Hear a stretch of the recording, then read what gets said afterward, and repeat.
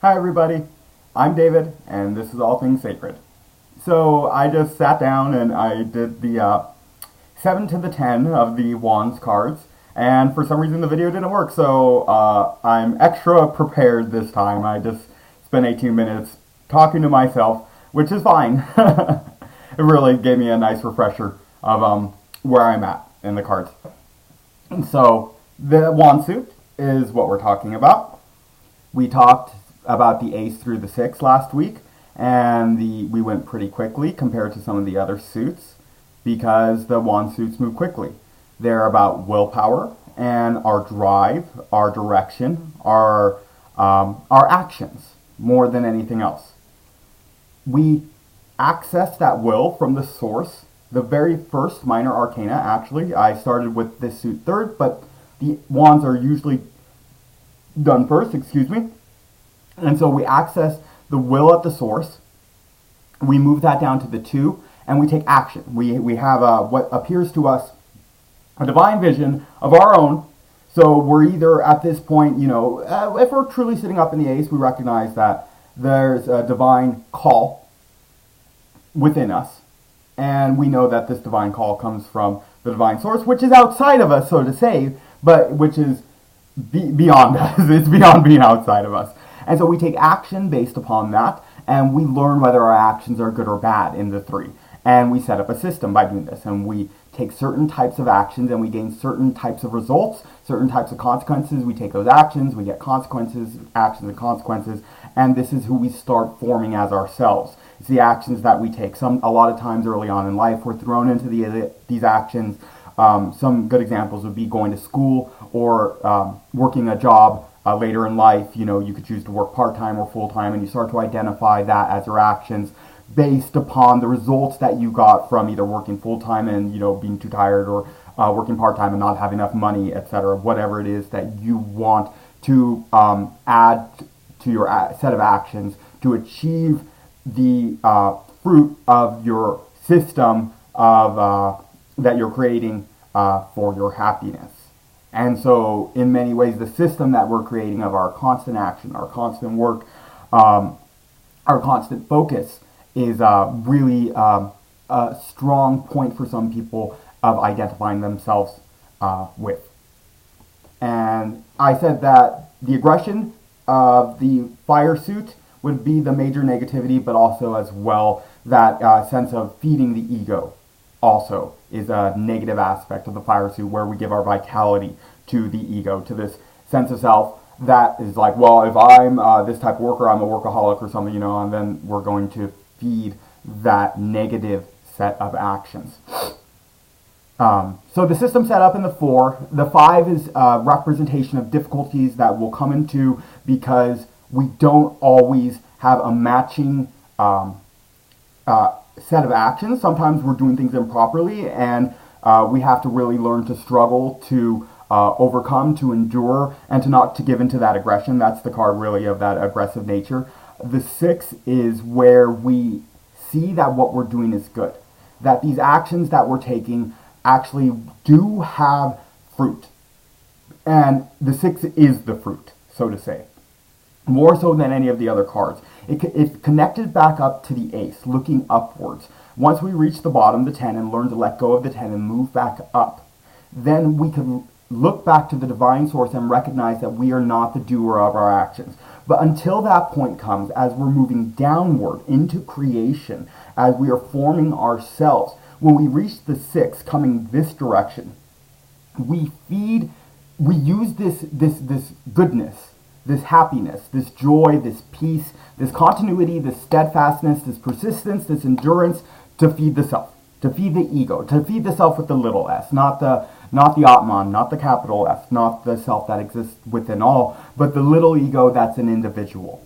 And that's a huge thing about Leo. The 5, the 6, and the 7 are the Leo 9 cards. Leo does have a tendency to be aggressive, which has to do with the nature of the 5, but the 6 is really that the center of Leo as this fixed card, as this fixed sign. Fire has to do with seeing the light on the self and recognizing the self as an individual, which is true. We can't only exist in the unified state of consciousness fully because we also have to have a waking life where there is other people outside of ourselves who we're interacting with. And although we can know within that these other people are us, there still has to be that duality. It's natural part of living life day to day, and there's no escape from it, except within, unless you just transcend it within and kind of exist in both states at once. And that's an experience that can't really be shared in words. So the 6, we see that good vision. We see that the work that we're doing is good. We decide, okay, I'm signing this contract. I agree to continue working to be in this world, that is part of the nature of this life, and I'm going to have to work in one way or another, whether it be for material means or for spiritual ends, whatever it is. When we're moving downwards on this path of creation to the self, we realize that we're going to materialize what we want, and what we really start materializing is ourself. And here we have the difference. You can see the 6 has the 6 beautiful symmetrical rods, and the 7 also has those 6 rods in the background. But the 7th wand is actually more of a brute club, is the way I believe Crowley put it. That stands up front the cards, and it definitely isn't as pretty. It doesn't match the vision quite exactly, but where there is the fighting attitude that is found in the 5, it's also found in this card, where it feels kind of more like a losing battle in the strife card, because that strife it's just so bright at that time. It really is so new. This more so feels like, especially coming downward, that since you've seen that goal, even though there's struggle, you know that you gotta keep struggling for that goal that you saw in the 6. That 6 is still bright and fresh in someone's mind as they fight with the 7, and that's what gives them that power to endure, to overcome. But this is really the point where the struggle of the wand suits come. Over-identification with the actions has led one to attachment with all their actions, with what it is that they do. The system, it has led to attachment of the system that they have created for their self, the system of actions, of their work, whatever they choose that it may be. And that really is the imperfection that's hinted at in the 7.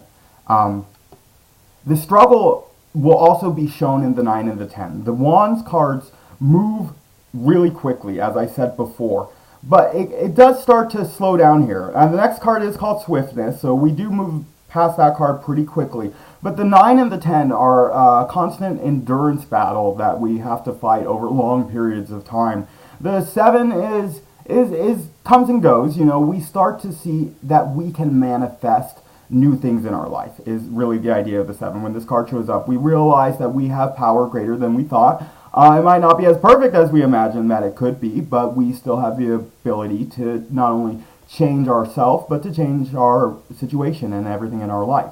And so we grab hold of this club, and we don't care if it's not pretty, and we just go forward, smashing things along the way, getting to where we need to smashing things. We're overcoming our trials. We overcome them easily. And it's still a struggle, but it's still a battle. But it's a winning battle.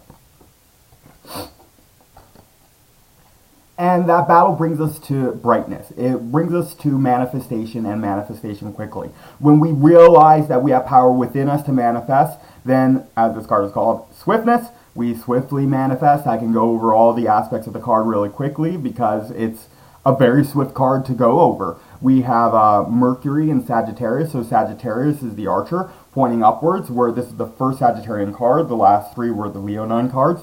And the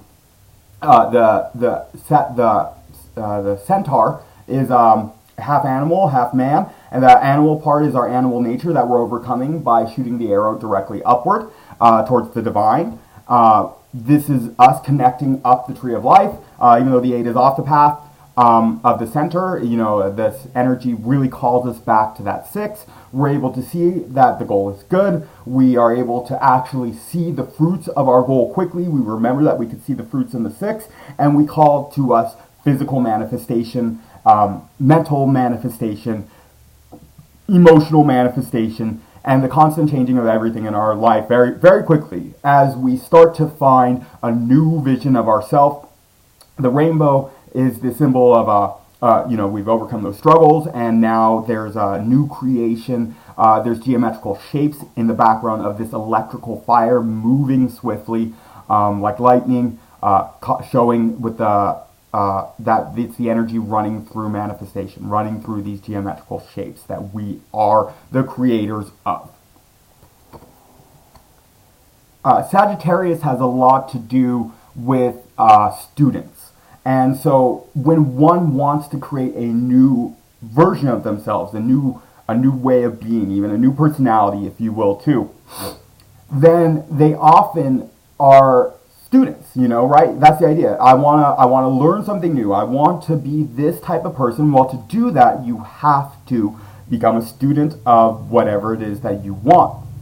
One of the things that will tend to manifest in this card, because Sagittarius does have a connection to the guru and the spiritual path as well, overcoming our animal nature, overcoming our lowness so that we can accomplish our goals. But when we look at it in a spiritual sense, we can see that we will call to us. The Sagittarius is ruled by Jupiter, and Jupiter is connected to the guru. So there's this kind of dichotomy that exists within the sign. And there's the student who is ruled by the guru, who's calling the teacher to them.